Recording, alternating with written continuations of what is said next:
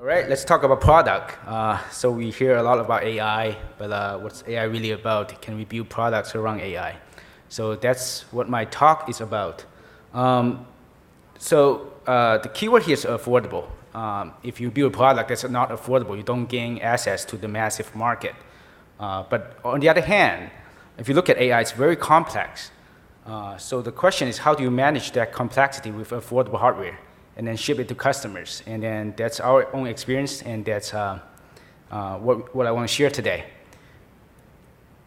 But before we go into details of AI or AI products in general, I want to spend a few minutes to talk about Silicon Valley.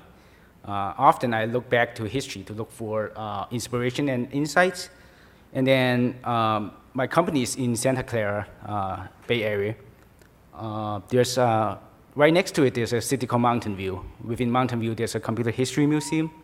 And in there, you can, they have this exhibit to show you the growth of Silicon Valley. And I often find inspirations from this exhibit. But first, let's take a look at how Silicon Valley became Silicon Valley today. In the 1960s and 1980s, there's no Silicon Valley per se. It's just a rural area of South San Francisco. But then there's two companies back then. It's Fairchild, Intel. What they make is basically CPUs, silicon chips, and hence the name Silicon Valley. But back then, they make a lot of profit. However, they don't gain access to massive market because these PC chips are really hard to use. People don't know how to program them and then how to build application on top of it. But then the next 20 years, we see a lot of change. From 1980s to 2000, we see two great companies pop up in Silicon Valley, but one in Seattle, one in Silicon Valley. It's the Apple company and Microsoft. What they actually did was to provide a solution on top of these silicon chips such that people can easily use these chips. And because of what they did, personal computers become a commodity. Everybody has access to it. So that's the golden 20 years for Microsoft. And their mission was to put a PC in every home, which they have achieved that mission. Then the next 10 years, I say it's the internet 10 years, exemplified by a company called Google. Once everybody has a PC, then the next question is, how do you connect all these PCs together? How do you connect people to information? And that's the key question to ask. And then in the next 10 years, Google did that. They basically connect all the personal computers to the information they needed. And then another dimension to look at this is that they built an infrastructure of a connected web. The next 5 years, we personally experienced this period as well. We see the social network era, 2010 to 2015. We see two great companies popping up, Facebook and LinkedIn. One for professional social network, one for general social network. So to me, what they were doing was basically to move the whole human society from offline to online. So today when you talk to some person, most likely you talk to them from some social network. So now we have an online society, or online human society. The next layer, if you look at it, what's currently happening, these 5 years, 2015 to 2020, is what I call the O2O era, exemplified by two great companies, Uber and Airbnb. What they did is to provide services online, to sell the services online, and then provide the service offline. So to me, that's basically moving the whole human commercial society from offline to online. But there's still a problem remaining, is that when you call Uber cab, it's some human driving a car to pick you up. And then we use Airbnb, you go to some hotel, someone's gonna clean up the room for you. We are still not liberating the human being from this kind of labor, very intensive labor. So the next, or I should say starting from 2020, I see it as the AI era, such that next time after 2020, when you call Uber cab, it could be an autonomous vehicle picking you up. And then when you use Airbnb, it could be a cleaning robot to do the cleaning for you. And that's why I quit my job from Baidu USA autonomous driving team to start this company, Perception. And then in the past year or so, I have learned a lot from the market, and then affordability is really the key to enable this technology. So today, let's dig into details of how do we enable these technologies. Well, first of all, AI is too broad. If you just talk about AI, AI can be anything. So why not just focus on robotics? What's robotics about, and then what kind of service we need to provide in robotics. And then we look at a few examples from the very high end to the very low end, and how we enable these different basic services on, at the end, the very low end IoT devices. And that's the key point of today's talk. So first of all, what's robotic technology? To me, it's only three things. If you look at the anatomy of robotics, you only need three things to call this thing a robot. If it's missing a thing, then it's a crippled robot or disabled robot. First thing is that it needs to localize itself. So the localization is an essential service. And then for localization, the key technology behind is called SLAM, simultaneous localization and mapping. And then the second technology, key piece of technology, is scene understanding. So when the robot goes out there, sees something, it needs to understand what it sees. Otherwise, it's not a smart or intelligent robot. The third thing is interaction. The robot needs to listen to human commands and react to it. So most likely, you use some technology called LSTM, or speech recognition, for that task. Under each item here, the anatomy items, we have the same physiology for robots. It's divided into three parts, no matter what you do. First thing is sensing. You need some kind of sensors to understand the environment, to capture data from the environment. For example, autonomous driving, you use a LiDAR, a laser ranger, to sense the environment. For normal robots, you use a camera and so on. And then once you sense the environment, the next thing is how to understand your environment. Now you have the environment information. How do you make sense of it? Extract useful information from it. That's what we call the perception pipeline. And then once you're done with perception, now you understand your environment. The final thing is to take action. What do you do? Say, for example, if you're a surveillance camera, you see some bad guys in your home, what do? You call the police or you sound the alarm. So that's the action part. So when we talk about robotics, we cannot take out any part of this. It's the anatomy, three major services, and then for each one, you have three items for physiology. So that's the theme. Next, let's go over each of these very briefly, since we don't want to dig into too much details. First of all, what's localization? It's called, the whole pipeline is called SLAM, simultaneously localization and mapping. If we take a very high-level view of this technology, it's basically doing these things. You have a camera, and then you have some sensor called the IMU, or inertial measurement unit. So this is a special version of SLAM. It's called visual inertial SLAM. Then from camera, you take out the feature points from the camera, and then you feed this feature to the next stage. And then at the same time, the IMU is feeding data into this pipeline.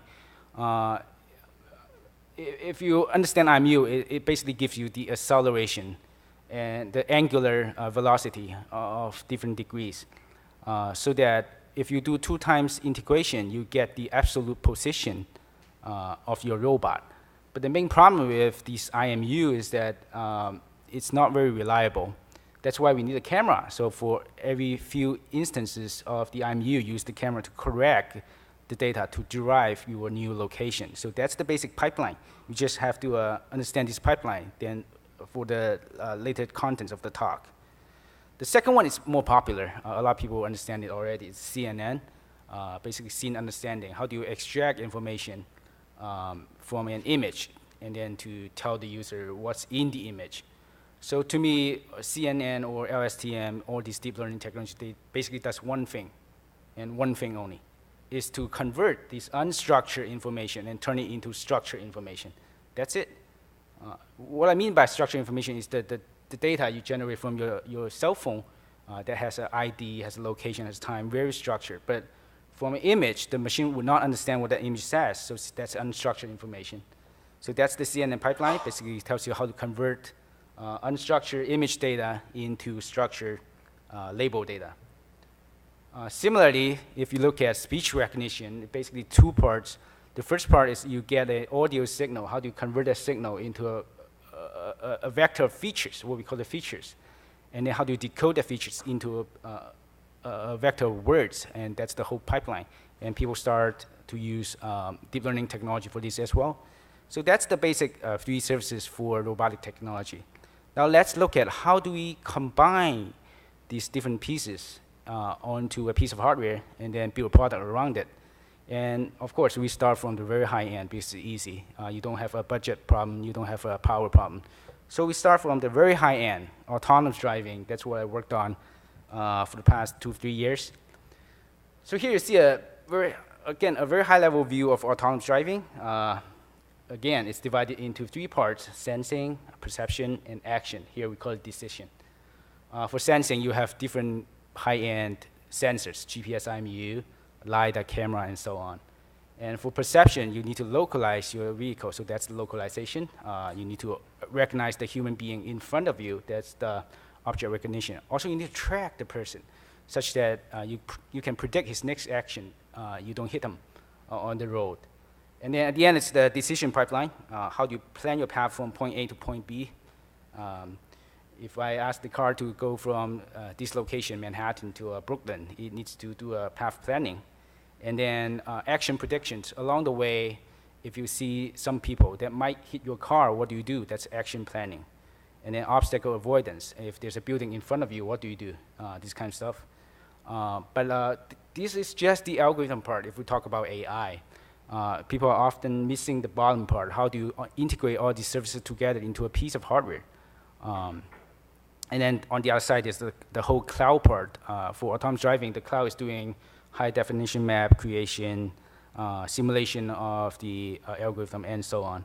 But we're not going to talk about that today. So let's look at the first implementation from a leading autonomous driving company. If we want to build a piece of hardware to enable all these tasks, what kind of hardware can you build? So that's the first version. You have a very high-end CPU, Intel Core i7, and then you have 8 pieces of high-end GPU. The whole thing would cost over $20,000 to build, just one machine. And then it would consume 3,000 watts of power at its peak. That's pretty much everybody's first version of autonomous driving. It's crazy. So you have something that's burning 3,000 watts of power in the trunk of your car, and this thing is $20,000 to $30,000 to build. There's no way we can ship any product on this. Even more so, if you just look at the sensing part, if you talk about autonomous driving today, the key sensor on an autonomous vehicle is called LiDAR. If you use the high-end LiDAR, which is everybody using that, 64-line LiDAR, that's a single unit would cost $90,000. So tell me, how do you ship this car? There's no way this can be a product. So we ask ourselves a question. If we tune it down a little bit, we say we don't want to go that fast. Let's have a very slow vehicle. But let's not use LiDAR, use vision, use camera only. Can we fit all this workload or part of the workload into a cell phone? That's the next question I ask myself. Can we do it? Say you have a cell phone, you want to drive a robot, that's an autonomous vehicle, but the robot will only do 2 things. The first thing is localization, such that it knows exactly where it is. The second thing is scene understanding, so that it can recognize the objects in front of it. Can we do it? We could, but we need to understand the workload first. If we just zoom into these 2 workloads, it's basically 2 things: convolution, CNN networks, and then feature extraction for SLAM pipeline. So for feature extraction and convolution, these are the 2 computing-intensive workloads that we have. And then we chose a platform. We chose the Snapdragon 820. It's basically a cell phone. If you take out a Samsung Galaxy phone, that's basically the chip they use. And this chip comes with a very small DSP, and then some kind of GPU, and a 4-core CPU. That's all we have. At its peak, this chip would consume about 15 watts of power compared to 3,000 watts. Let's see what we can do. The first thing when we have this hardware to study its behavior. So let's look at, on the left side of the figure, you see these convolution workloads. On the right side of the figure, you see, oh, my left is your right. So on your left side, that's convolution. On your right side, that's feature extraction. It turns out that, and if you look at the bar, the lower the better. And then you find out that for convolution, GPU is the best. It consumes the least amount of power or energy, and then it's the fastest. And then on the right side, you look at feature extraction. You understand that DSP is actually the best. It beats GPU in this case. So now we know, maybe we can use the DSP to run the SLAM workload, and then use the GPU to run the deep learning workload, and then see how it goes. So we end up have a design like that. We tailor-make this system such that we use the DSP for sensor data processing. We have 4 cores, right? Then we use 2 cores for the rest of the localization workload and the GPU for scene understanding. And then we have 2 more threads, one for planning, one for obstacle avoidance. So that's basically the pipeline we built. And then we found out that for localization, it can process 25 frames per second. Not bad at all, not bad at all. And then for object recognition, 3 frames per second, you can argue that that may not be enough, but for our task, that's more than enough. Each second, you can recognize 3 frames. And then look at the power consumption, it's 11 watts. It's crazy. So with 11 watts, you can do this amount of work. And then at its peak, this vehicle can drive at a 5 miles per hour speed. Let's take a very short video about this experiment in our Silicon Valley office. So we have the robot, it's moving slowly, but you can see on the lower right part, you see the map of the environment that we built using this technique. And then it's going through a very narrow door, make sure we don't hit the door. On the lower left, you see the stereo vision on this camera. And that's the obstacle avoidance. If your human is standing in front of it, then it can just avoid it. Let's go choose a new path and go around it. So that's basically what we built. If you look at the top of the robot, it's basically a Samsung phone attached with our own stereo vision device. That's it. That gave us a lot of confidence and inspiration to go dig deeper and see if we can take one step forward. Can we do more with this kind of hardware on an embedded system? So the takeaway message here is that if you do build an autonomous driving car, even if you lower the cost, it would not be the computing part would not be cheaper than $10,000. And then we want to show if we have a device that's a few $100s that burns, say, 20, 30 watts of power, what can we do? So the next step, we take it one step further to the embedded space. So we have this embedded system, and then we have customers say, hey, we want to build something like this, but we want to use the NVIDIA Jetson TX1. Basically, it's a SoC with a 4-core ARM chip, and then with a GPU with 256 CUDA cores. And then at its peak, it consumes about 15 watts of power. And the customer need is to implement speech recognition, object recognition, and SLAM, all on the same chip. That's all we got. That's the computing power we have. Can we do it? So first of all, to answer this question, whether we can do it or not, we need to design the pipeline. We need to design a system for this piece of hardware, because NVIDIA is not going to help you to design any of these systems. Then that's the system we built. Basically, we have 3 major sensors, camera, IMU, and a microphone to listen to the human voice. And then the camera IMU go into the SLAM pipeline, and then the output. So the blue part is the perception part. The output from the perception will go into the action part, which is the yellow part. So the output of localization will go into navigation. And the output of object recognition will go into reaction unit. What's reaction unit? If this is a surveillance robot, the reaction unit would be if you see someone, some bad guys or stranger in your house, you sound the alarm or you call the police. Speech recognition is connected to the command unit. So you can say to the robot, go to the kitchen, then this guy will go to the kitchen. So basically, that's our pipeline. So now we have a basic design. The next question is, can we do it on this piece of hardware that's not expensive, about $400, $500 range? So the first thing is to look at how different workloads use the computing resource on this piece of hardware. We have 3 major services, SLAM or localization, speech recognition, and vision. Vision is the scene understanding part. If you look at this graph, the blue bar shows CPU usage. The orange bar shows GPU usage. Remember, we have a very strong GPU on this machine. And then the gray bar shows memory usage. The key takeaway here is if you look at the very right side of the figure, that's where we combine all the workload together. They all run together. what we observed is that even though we combined everything together, it burns about 60% of CPU and 70% of GPU only. That means we still have a headroom of about 40% CPU, 30% GPU for other tasks. That shows that that's possible, that we combine all these different workloads, robotic workloads, onto a piece of hardware like that. That's pretty amazing.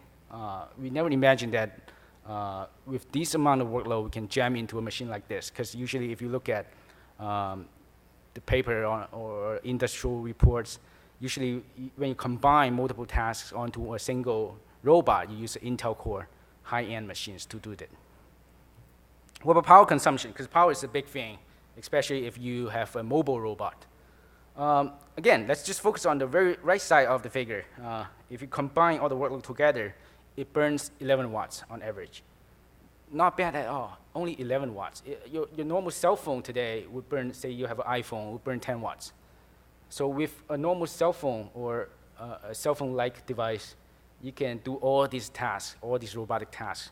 So this study kind of proven that we can actually jam all these different workloads onto a piece of hardware like that. If you know how to allocate your resources, then it can run a very serious robot. But then people would ask, you're still burning 11 watts. You're spending, say, $500 for this piece of hardware. Can you do better than that? What about offloading some of your stuff to the cloud? In that case, maybe you don't need that much, right? You can do a $10 hardware with a Wi-Fi connection and offload most of your workload to the cloud. So we did that experiment as well.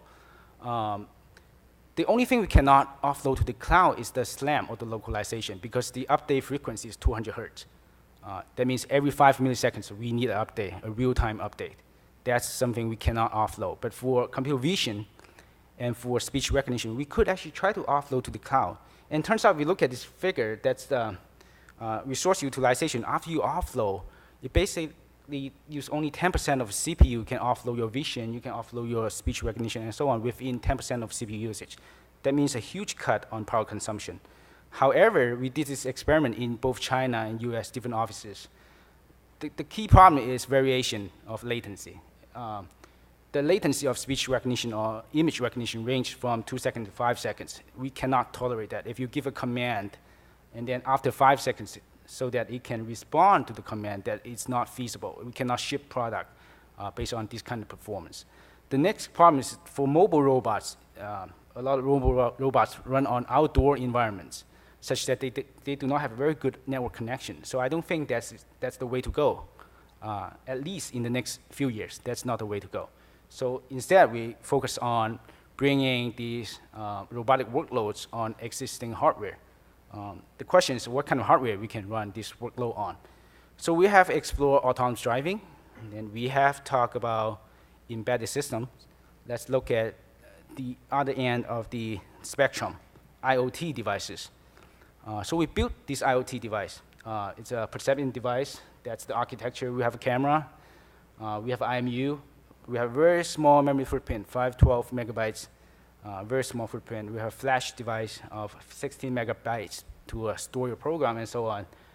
The main difference between a IoT device like this versus that of a embedded system is, first of all, it does not even have an operating system, bare metal, or even a very lightweighted operating system to reduce the footprint. The second thing is cost. If you buy this thing, or if you build this thing, it's $20 to $30, then you can ship. But for NVIDIA device or any Intel device, it's a $100 range, $200 to $300. But our customer really wants something like that. Say, if I ship a product in bulk, 1 million units a year, can you do a product at $25 US per piece? That's why we push ourselves towards this area. And another good thing about this product is peak power consumption is only 3 to 5 watts. That's well in the IoT range. That means if you have a battery there, it can last for a long time. So then we start tackling this problem. The first thing we want to try is deep learning, because deep learning is one of the key requirements for this kind of platform. If you don't enable deep learning here, there's no way we can ship a reasonable robotic products. When we think about deep learning, the first thing we think is, hey, what's the best platform out there? We have talks in these 2 days from MXNet, from TensorFlow, and so on, and this cafe. There's so many different choices out there. Then the first thing we did is to did a round of evaluation on these platforms. And we found out that TensorFlow is the best on mobile devices or on embedded devices in terms of performance and power consumption and so on. So that's an easy decision. Then we say, let's migrate TensorFlow to a piece of hardware like that. That's easy, right? Let's just migrate TensorFlow. Let's see how the story goes. So it's a choice between whether we use existing platform or do we build from scratch. If we don't use any existing platform, then we need to build our deep learning engine from scratch. But what do we build on, right? Do you need to rewrite all your convolution operators? Do you need to rewrite the fully connected layer and so on? We did not have the resources to do it, and then we thought migrating an existing platform is the best way to go. So we tried migrating MXNet. Turns out that was not really a good choice because, like I said, it's a bare metal platform. You don't have any dependency on it. And then turns out that all these platforms, TensorFlow, Caffe, and so on, they have intensive dependency on third-party libraries. And then when you have a resource-constrained device, just migrating these libraries and so on would consume all your time. We have very smart engineers. It ended up taking us 3 to 4 weeks just to migrate TensorFlow to this piece of hardware. Then we start thinking, if every time we build something like this, a new product, we need to migrate the whole thing. Not only it consumes extra memory, but it's, the engineer bandwidth would be a problem. And luckily, ARM just released their ACL, and then we built our products on ARM platforms. ACL is the ARM computing library that provides very low-level libraries for acceleration. For example, they have an operator for convolution. And if we can take the pieces of these operators together and stitch them up, and we get a deep learning platform. And that's what we did. We use SqueezeNet as an example. Say, hey, let's build SqueezeNet from scratch, see how it goes.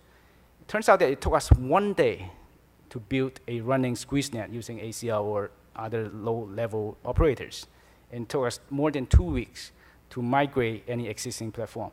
And if you look at performance, because on TensorFlow website, they say, hey, we are totally optimized for different platform. If you look at performance, we did not do any optimization at all. Before we even hand optimize the platform, we have 25% performance gain compared to a big platform like TensorFlow. Because TensorFlow, it's not really optimized for inference tasks. It's optimized for a lot of different stuff. It's a general platform. Training, you need to use it. Inference, you need to use it. For other purposes, you need to use it. So it has a lot of dependency. If you look at a dependency graph, that's a high-level graph. If you look at there, you need eigen, you need proto-buffers, and so on. Even you need a library from NVIDIA. So that tells us a lot. If you want to bring intelligence to IoT devices, TensorFlow or Caffe or MXNet may not be the best tools you want to use because of the dependency, because of the resource requirements, and so on. So that's our story. We built from scratch, and we found, it's much better. It takes much less time.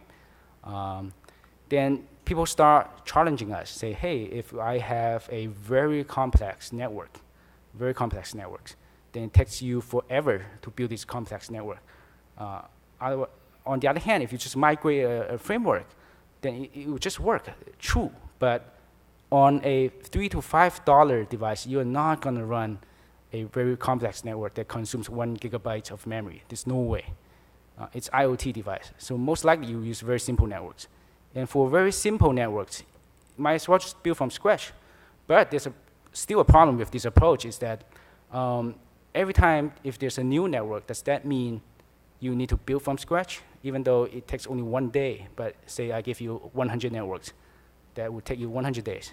We will address this problem later at the end of the talk. So that's deep learning. Let's look at some other applications. For a $3 to $5 SoC or a $20 chip, what can you do? What kind of application you can run on it? The first application is SLAM, the localization part. So we actually put this device on a robot and let it run. And we have a very short video for that.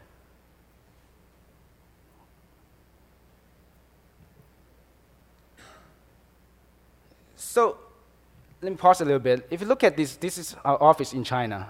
On the left side, you see the feature points extracted from the environment. On the right side, you see the trace of the robot as it moves. It calculates its own location.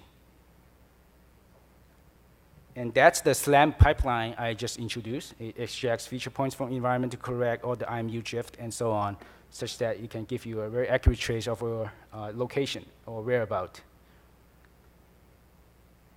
So remember, this is running on a $3 to $5 SoC and a $20 chip. That's, to me, it's amazing. With 20 to 30 US dollars, you can build something like that. You just need a chassis to, or the mechanical parts, and you combine these two parts together, you get a robot.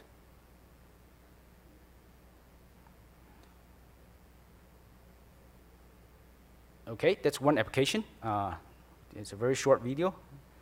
The second application is that, hey, if I'm a robot maker, now I can do SLAM, great. But I cannot see the obstacles on the floor. I don't have any active sensor, meaning that I don't have depth sensors and so on. Those are too expensive. And I don't even have a stereo camera. A stereo camera today would cost more than $200 to build. So if I have a single camera, and I still want to kind of recognize the obstacles on the floor, can you help me? So that's from an actual customer request, and then we build something on this platform. Let's take a look. So here there's a robot, then there's some shoes on the floor, then it's using vision only. If it sees an obstacle, it stops and turns. So very simple scenario, but it's enabled on a $20 device. And then once they see this, they say, hey, you have a light in front of you. I don't want that. And then at night, this is not going to work. But let's see if the environment is very dark, can we still make it work? But for this one, we need to look closely because it's really dark. So someone goes around and puts his foot out, and then the robot can actually detect it and back up. Then people would ask, how did you do this? This camera based on light. If you don't have light, how do you do this? We can use infrared. Infrared is a form of light. If you can emit infrared, then it's still visible at night. So we can use a lot of tricks to enable these type of platforms. But again, that's a $20 device. It's not just the sensor, it's the computing and the device all together. Then another customer came to us, say, hey, we are a parking solution company. We want to install a camera at the back of my car such that when I park, you can generate either a panorama image for me or a bird's eye view image for me such that it helps me to park. Can your device do it? We have actually a scenario for that. So say you're backing up your car in the parking lot. As it goes, it's actually stitching the images together to generate somehow a panorama view. I slow down for you so that you guys can see. On the left side, let's stop a bit. So you can see the green box. That's actually what the camera sees.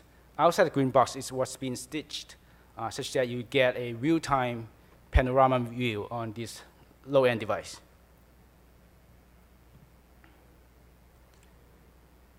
On the second demo, it's a bird's eye view. People sometimes want bird's eye view, so that's the row. On the right side is the actual what the robot sees, and on the left side, it's the stitched up road bird's eye view image. A lot of people rely on this for parking, so that's a parking solution requirement on this device. Okay, now we have seen a lot of different applications on this very low-end $20 device. But can we do multitasking on this device? It's such a low-end device. If you want to enable multiple tasks on this kind of device, what do? You need a pipeline. So that's the key thing that we are developing, and we are likely to open source this real soon. First, you need an operating system, because you are tying up multiple tasks together on a piece of hardware. You need an operating system to do it. But if you use some existing operating system, such as the robot operating system, ROS, that's too heavy-weighted. Again, it has a lot of dependency. Memory footprint is crazy. It's going to consume all your resources. So we are building a very low-end, lightweight communication protocol. And then in our view, in the future, no matter it's SLAM or it's vision or it's speech recognition, everything will be deep learning based. So we really need a way to enhance the deep learning pipeline. How do we do it? Say if you have a model that's for vision, that's built in MXNet, then next guy have a model for speech recognition, it's built in a Cafe. And then the third guy has a SLAM-based model built into a TensorFlow. It's not going to work if you migrate all three platforms to your IoT level device. So we build a compiler. So in the future, we treat all these platforms as languages, just as back in the days, we treat C++ as a language. It's the same philosophy. MXNet to me, or TensorFlow to me, it's a language. I can just take their model, compile, becomes ACL code or whatever low-level code, and run. That's it, right? Such that I don't have to spend an engineer a full day working on this. On top of it, since it's compiler, you can do a lot of optimization there within the compiler. Say compression, there's a paper called deep compression to reduce the network size and so on. Vectorization, we can do it in the optimizer. Why not? Right? That's it. Those are just languages to me. So that's what we're building today because we want to enable massive shipment on IoT devices. Without this infrastructure, without these tools, there's no way to do it. So yeah, that's from the software side. Then we have good customers. We are shipping good software pipeline or solutions. Then at the end of the day, we realized that the guy who's in the AI industry, who's eating most of the profit, it's actually the SoC makers. At the end of the day, I find out that, these are the guys who are eating most of the profit. So I'll tell you a true story. I was approached by a major SoC manufacturer. And then he asked me, hey, would you use this chip? It's optimized for robots. I say, that's good. How is this chip compared to that chip from your company? He said, no. That chip is optimized for mobile. This chip is optimized for robot. I said, great. How much is it? He said, this chip is about 20% higher priced compared to that chip. And I say, why? Because we don't have volume yet. In chip making business, if you don't have volume, you cannot lower the price. I would say, okay. Then I did my own research. I talked to the internal guys from that company. I found out that it's the same chip with different names. So they just rebranded, just totally rebranded, and then raised 20% on the price. That's it. So I found out that most of the guys, or the guys who's eating most of the profits in AI industry is actually SoC manufacturers.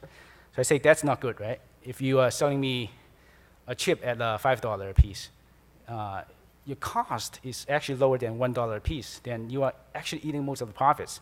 I don't like that story. We are doing most of the work and you are eating most of the profits. You're selling me a chip that's optimized for mobile and telling me that's a robotic chips.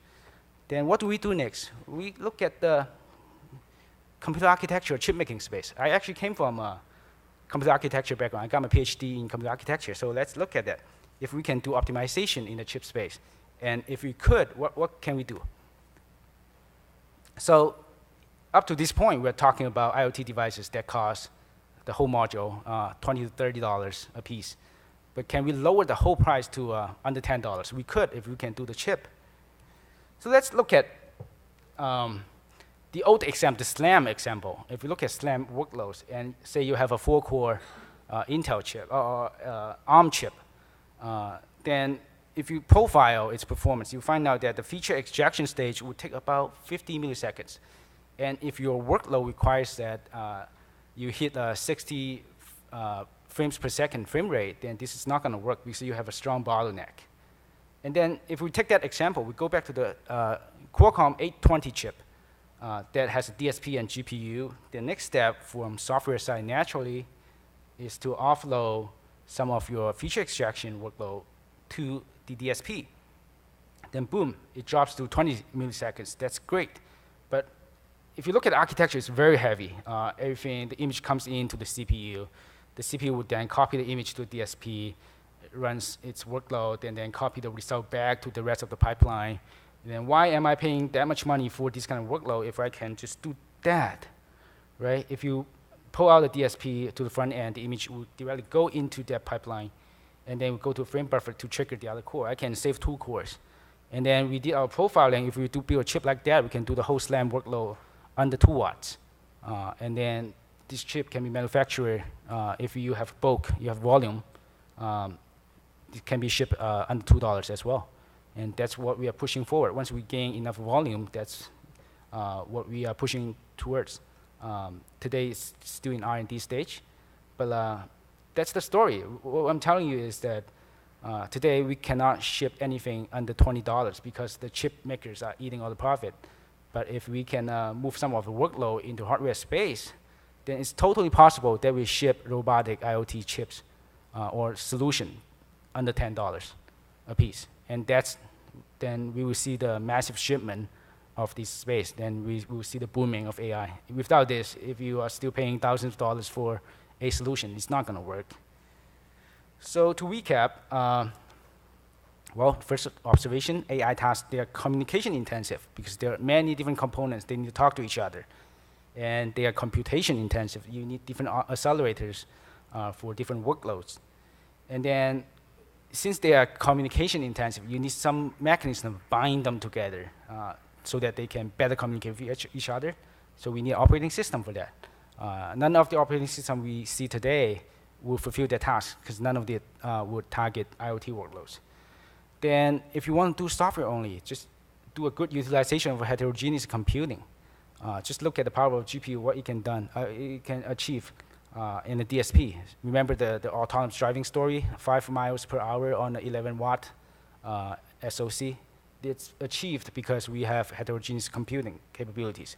A lot of people say we don't have enough computing power for such and such IoT or robotic workload. It's because they are only using the CPU and only the main part of the CPU. And CPU has its own vectorized accelerator. They are not using that. If you know how to use your computing resources, your phone is actually a supercomputer. Then at the end, if you really want to ship the product at a low price, let's do optimization from hardware side. Otherwise, the profit will be eaten by the SoC manufacturers. Okay, that's the end of my talk and some of the reference materials. If you can find it here. For all the materials, if you need to dig into more details, you can get it here. Otherwise, thank you so much. If you have questions, we can discuss.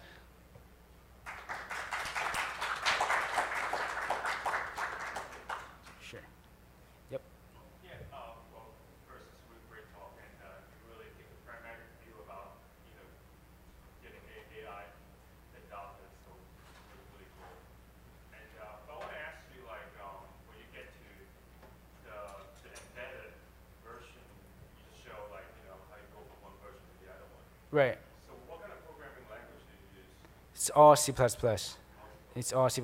I don't want to use any higher level language. Say Java, there's garbage collection problem that will impact your performance. Okay. Yeah. Right. More questions? All right, that's it. Thank you so much.